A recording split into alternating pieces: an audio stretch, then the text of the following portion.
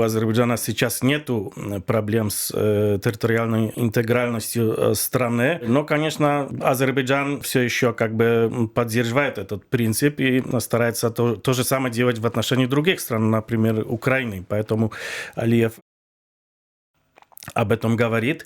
Но, конечно, я согласен, что раньше, наверное, он думал то же самое, но не сказал бы этого на конференции.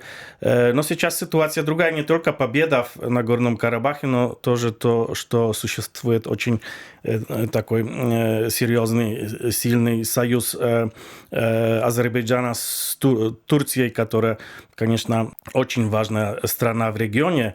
И Россия сейчас, особенно во время войны в Украине, которая оказалась очень сложной для Кремля, России не хочется ссориться с президентом Эрдоганом из Турции.